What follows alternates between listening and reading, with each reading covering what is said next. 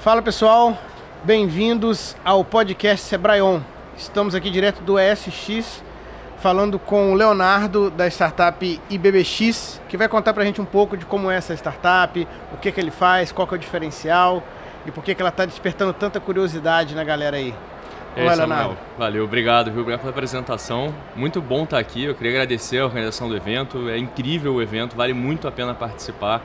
E vou contar um pouquinho da IBBX antes, né? Que muitas vezes as pessoas não conhecem, né? A gente surgiu como uma empresa de pesquisa e desenvolvimento para pesquisar energia sem fio.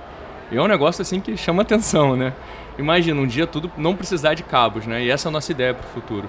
A gente começou a pesquisar, o nosso CEO, ele já era um gênio assim ele sempre buscou muito o assunto de ondas de baixa frequência, porque no fundo a gente está acostumado a usar ondas eletromagnéticas como fonte de energia. Você pega um painel solar, ele converte a luz do sol em eletricidade.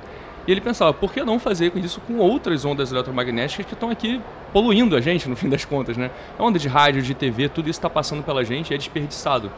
Então a ideia dele era, por que não usar essa energia também? Então ele começou a pesquisar, chegou numa fórmula que conseguiu calcular a quantidade de energia que estava dispersa no ambiente para usar. E a partir daí as coisas foram se desenvolvendo. Ele achou um grande amigo que resolveu apostar na tecnologia e aí, enfim, começou a desenvolver uma antena que consegue absorver diferentes comprimentos de onda.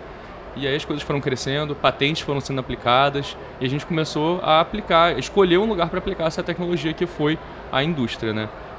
Então assim, foi assim como a gente começou e agora a gente está na solução de IoT industrial.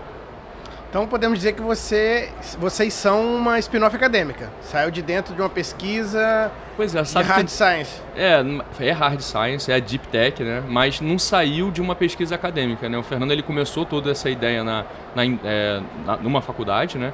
E na verdade os professores deles falavam, não, essa antena para pegar essa energia tem que ser 20, 30 metros de comprimento.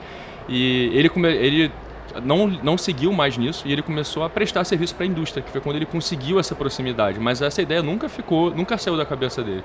Ele dentro da indústria andava entre os equipamentos e ele pensava, gente, esse motor elétrico aqui enorme tem um campo eletromagnético gigantesco, tá cheio de ruído eletromagnético aqui desperdiçado. A ideia dele ali era assim, podia estar carregando meu celular aqui, eu não precisava carregar em casa. E a partir daí as coisas foram evoluindo, né? Você falou que hoje você faz aplicação na indústria, mais especificamente com o quê? Sensores? Hoje a atuação é mais em quê, né? Nesse início? É lógico que falar antigamente falava na internet sem fio, todo mundo era louco pelo Wi-Fi, hoje em dia é algo comum, Wi-Fi, Bluetooth, e a tendência é que no futuro a gente espera que a energia seja assim também. Mas como é algo pequeno, qual é a aplicação que está sendo feita hoje? Pois é, né? Essas novas tecnologias sempre chamam a atenção. A primeira vez que eu vi um computador funcionando via Wi-Fi, eu fiquei, cara, não é possível, não tem cabo aqui. Eu fiquei muito impressionado, né? E assim como o fax, eu olho para trás e fico vendo assim, era um negócio que usava o telefone para mandar um papel que saía exatamente igual do outro lado. Era teletransporte para mim a primeira vez que eu vi quando eu era criança.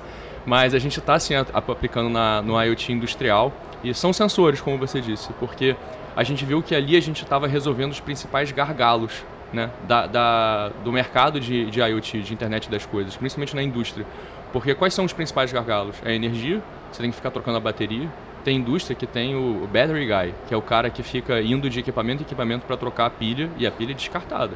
Então assim, é lixo tóxico que está indo para o ambiente. Sim. Né? Então tem que ficar trocando, tem que ficar recarregando, às vezes dura de 6 meses, às vezes dura 1 ano. E aí a gente viu que ali a gente conseguia fazer uma diferença. E o outro gargalo que tem da solução de IoT no mercado é a conectividade. Porque você está falando de Wi-Fi, por exemplo, o alcance é 30 metros. Né? Você consegue transferir uma grande quantidade de informação, gasta muita energia, mas o alcance é limitado.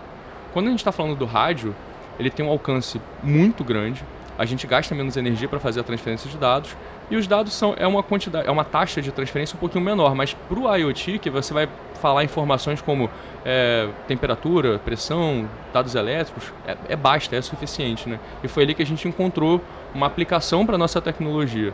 Sendo bem sincero, a gente chegou a buscar antes botar energia sem fio em celular. Só que depois de algumas conversas a gente viu que colocar num celular de cara uma tecnologia é muito difícil. Você tem que... o espaço é disputado em nanômetro dentro de um celular hoje em dia. Você vai colocar mais uma câmera, você tem que provar o valor. Então, assim, é muito... A gente viu que não era o melhor caminho para a gente começar. E a gente escolheu o IoT industrial. E até pelo fato dos nossos diretores, né, os fundadores, eles tinham um conhecimento muito profundo, né?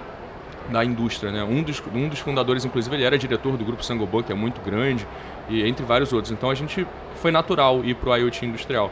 E aí a gente faz isso, a gente entrega uma solução em IoT para a indústria, para indústrias como um todo. Mas hoje você está falando do IoT, que normalmente realmente o consumo é muito pequeno. Para vocês que não sabem, esses sensores que são utilizados em IoT, ele passa dados simples, né?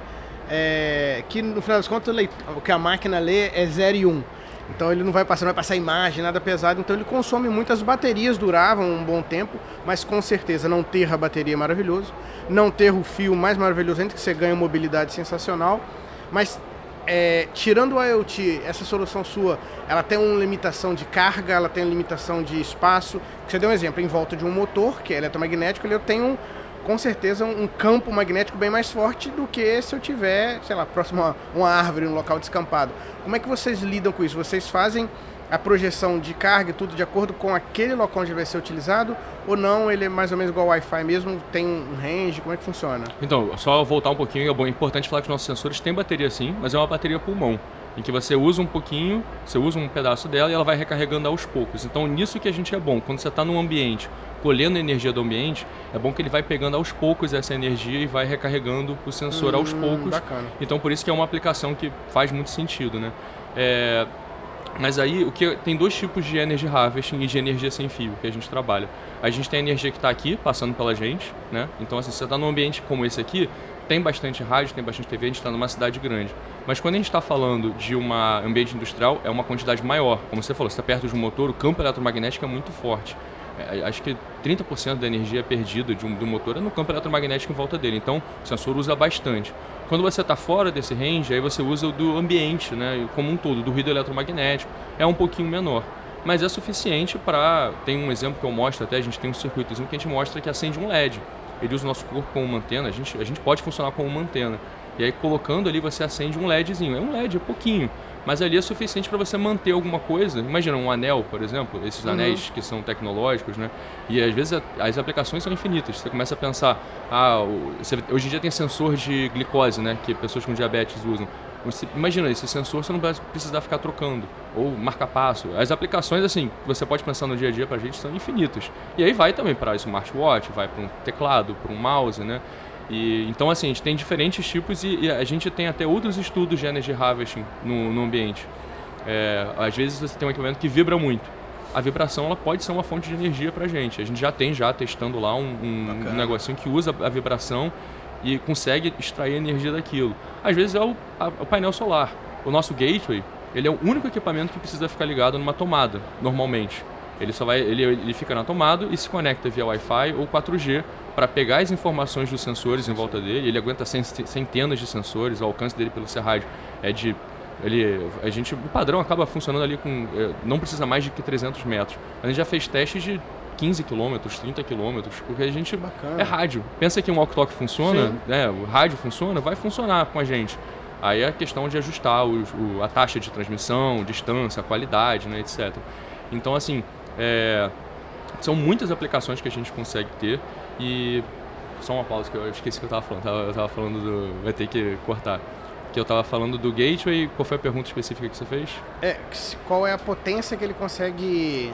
colher do ambiente, né? Que ele consegue... Olha, eu só consigo atender, sei lá, até 12 volts. Como é que... Lembrei, eu ia falar que o gateway ele usa o painel solar também. Isso. Então o gateway, por exemplo, se ele não tem uma fonte de energia, a gente usa lá o painel solar, que é um energy harvesting. Está colhendo energia do ambiente na forma de luz e está convertendo eletricidade para ele ser usado ali, né? Então, assim, a gente estuda qual é, por isso que a gente gosta de falar que a gente é uma solução, porque a gente chega no cliente, entende qual é a demanda dele, para entregar o que ele está precisando de dado e da forma que é melhor. Se for o energy harvesting de campo eletromagnético, se for da indução ali do motor, do campo eletromagnético do motor, se for pela vibração, a gente vai conseguir entregar a solução para o cliente. Você se adapta, então, de acordo com a necessidade do ambiente. Exatamente. Hoje vocês estão em quantas indústrias, quantos clientes, como é que está o mercado? Olha, a gente já está em mais de 80 indústrias na última vez que eu vi. É porque antes eu estava mais no comercial, então eu tinha era mais por dentro. Agora eu estou olhando mais para essa parte de institucional, marketing, né?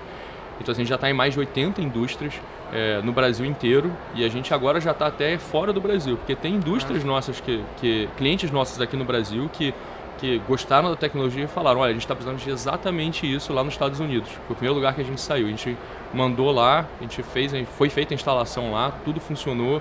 Hoje em dia a mesma empresa quis levar até para a Holanda e outras empresas nossas já estão também no Chile, Peru e México já também. É algum segmento, alguma vertical específica ou qualquer indústria? Olha, a que cresceu mais foi a de não tecidos para fora, mas a gente está também na insumos para construção civil. Então, por exemplo, o Grupo Saint-Gobain é um grupo muito forte dentro da nossa empresa.